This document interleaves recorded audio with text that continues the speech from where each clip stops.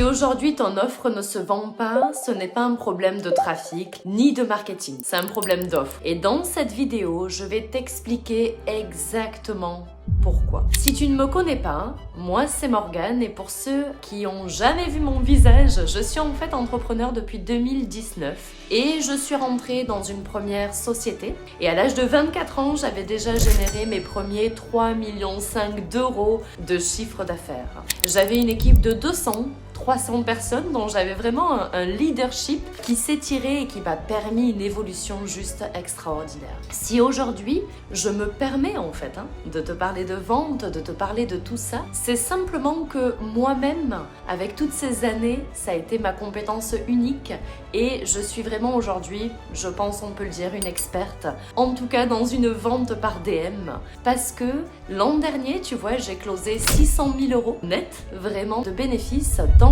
mes DM avec une offre qui n'était même pas la mienne. Donc, sans prospection, sans démarchage, sans passer d'appel. Donc, si je te fais cette vidéo, c'est basé sur mon unique expérience. Donc, je disais que réussir en affaires va reposer évidemment sur un principe qui est extrêmement simple. Amener des clients potentiels à donner leur argent volontairement en échange évidemment d'un service ou d'un produit. Jusque-là, nous sommes d'accord que ça fonctionne vraiment comme tel. Et la seule manière d'y parvenir durablement dans ton business, c'est de créer un échange de valeur. Sans ça, ça ne pourra pas être durable. Cet échange, il va reposer sur un élément qui, selon moi, est central, vital pour toute ton activité. Et cet élément, c'est ce qu'on appelle l'offre. L'offre, c'est la ligne de vie d'un business. C'est le véritable secret de toutes tes ventes.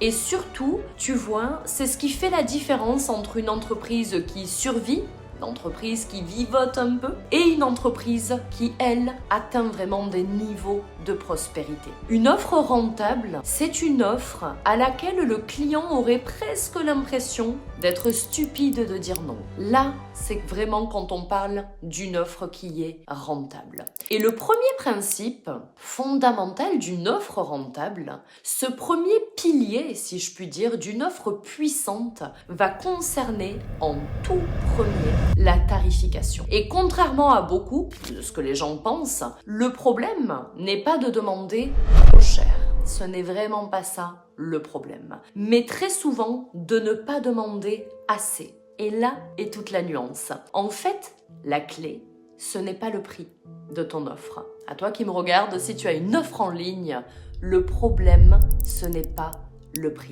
La clé, c'est la valeur perçue. Les gens n'achètent jamais pour dépenser de l'argent. Jamais. Ils achètent pour gagner quelque chose dans leur business. Gagner du temps, par exemple, de l'argent, du confort, du statut, de la sécurité ou la tranquillité d'esprit. Voilà en fait ce qu'ils achètent réellement. Et tant que ce qu'ils obtiennent est perçu comme supérieur à ce qu'ils dépensent, l'achat va devenir logique.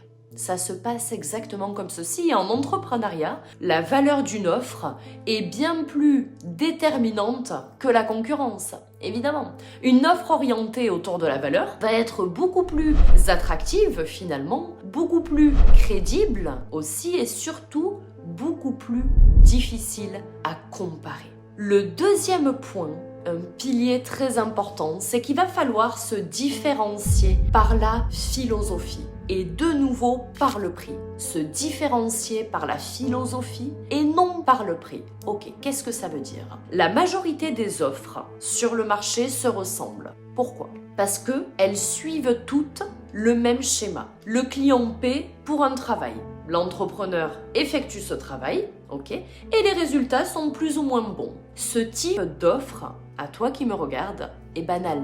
Il faut absolument sortir de ce schéma-là. Parce que cette offre, elle pousse les clients tout simplement à te comparer uniquement avec les prix du marché de ces autres offres qui sont similaires. À l'inverse, le conseil que j'ai à te donner, c'est qu'une offre réellement irrésistible adopte une approche qui est totalement différente. Ici, dans cette approche, si tu veux, l'entrepreneur garantit un résultat et le client ne paie pleinement que lorsque ce résultat est atteint.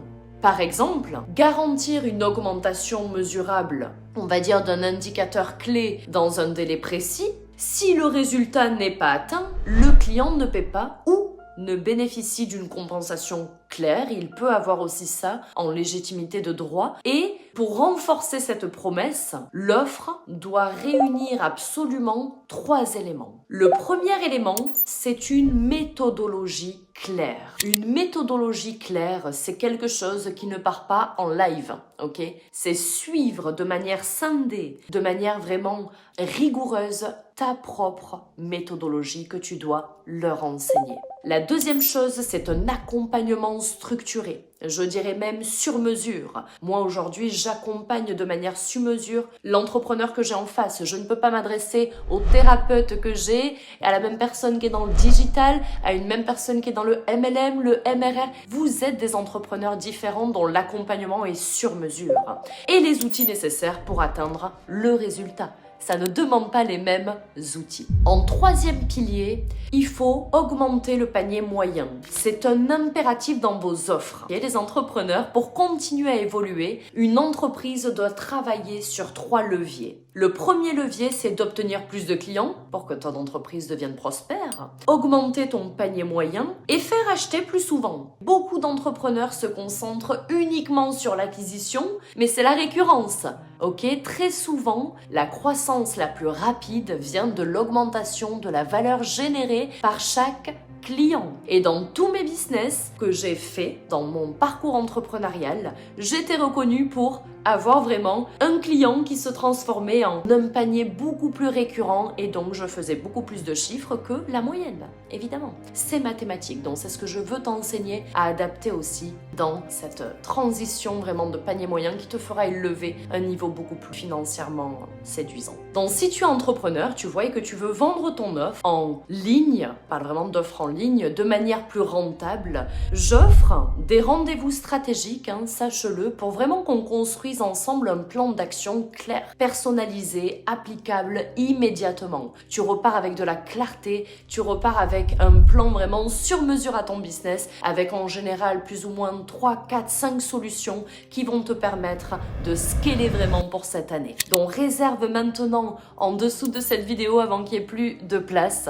car j'en ouvre en général toutes les 15 jours à 3 semaines. En quatrième pilier, j'aimerais vraiment te parler de choisir le bon marché des clients affamés. Même avec une offre moyenne, même avec peu de talent en vente, un marché rempli de fortes demandes peut suffire à générer des revenus. Évidemment, choisis un marché de clients affamés. Il te faut 3 leviers qui expliquent le succès d'un business. Tu vois, quand tu proposes cela, le premier levier, ça va être la fin du marché, la puissance de l'offre et les compétences de persuasion. Et le marché reste le levier le plus puissant des 3. Regarde bien ce que tu proposes avant de vouloir gagner ta vie. Est-ce que ta niche est bonne? Est-ce qu'il y a de l'argent? Est-ce que c'est rentable? Est-ce qu'il y a un besoin là-bas? En cinquième pilier, j'aimerais te parler des 4 indicateurs d'un bon marché. Avant de se lancer, en fait, il existe 4 indicateurs essentiels à observer. Donc, premièrement, tu vas avoir une douleur massive.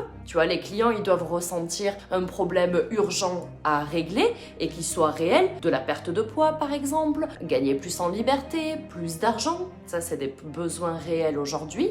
Deuxièmement, un pouvoir d'achat suffisant. Ok, ils doivent être capables de payer la solution que tu vas apporter. Et troisièmement, une concentration des clients. Ok, ils doivent être regroupés dans des lieux ou sur des plateformes identifiables, telles que Instagram, TikTok, Facebook, LinkedIn et toutes ces choses-là. Et quatrièmement, la croissance du marché. Le marché doit toucher de plus en plus de personnes avec le temps. Par exemple, la perte de poids, pour moi, c'est vraiment des marchés qui aura toujours besoin, en fait, parce que, il y a beaucoup de personnes aujourd'hui qui se négligent en alimentation ou bien qui ont envie de perdre du poids. Donc, il y a vraiment un marché sur ça. Gagner mieux sa vie est un marché qui ne finira jamais aussi. C'est la recherche et la quête de tous les êtres humains, quoi. Le 6e point, c'est que les 3 grands marchés universels Il faut que tu les identifies. La majorité des besoins humains se regroupent en fait autour de 3 axes majeurs. Ok, donc il y a l'amélioration de sa santé, augmenter ses revenus,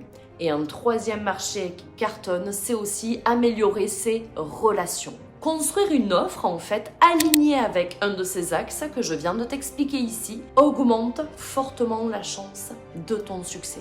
Notre point aussi, pourquoi il ne faut jamais baisser ses prix par rapport à tes offres, c'est qu'en fait, sur la plupart des marchés, les concurrents cherchent à proposer un peu plus pour un peu moins cher. Mais ce mécanisme finit toujours par écraser tes marges.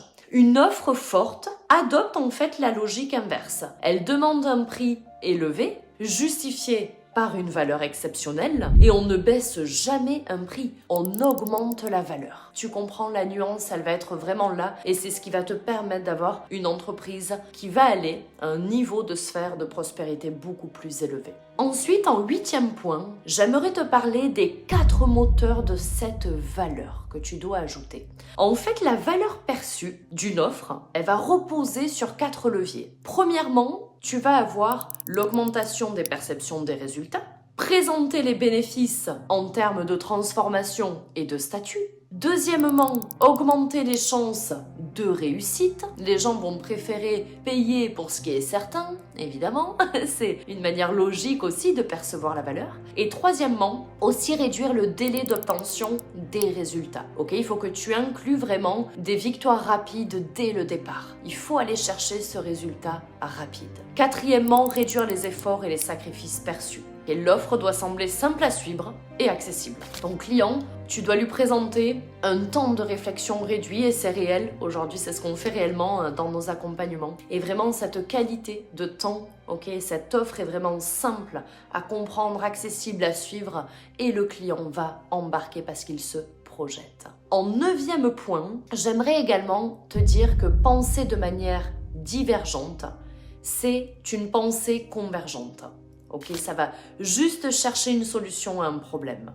Une pensée divergente, elle va chercher plusieurs solutions possibles. En fait, cette méthode, elle consiste à partir du résultat final souhaité et identifier tous les blocages, puis transformer chaque blocage en solution. Ensuite, on filtre cela. Tu vois, on élimine ce qui coûte cher pour peu de valeur et on conserve dans cette offre ce qui apporte un maximum d'impact pour un minimum de coût. Ça va être extrêmement important quand tu vas être à la conception ou l'amélioration de ton offre. Tu vas commencer à percevoir combien de fois je remodule toutes les choses pour apporter un maximum d'impact pour un minimum de coût à mes propres clients.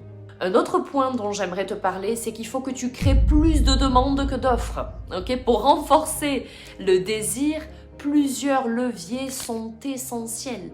La pénurie, en limitant le nombre de places ou de clients, ce qu'on appelle un système de FOMO. Okay, la FOMO, c'est une situation d'urgence, avec des dates limites, des opportunités temporaires, des bonus, pour augmenter la valeur sans baisser le prix. Et ça, c'est hyper important de mettre aussi des garanties pour inverser le risque.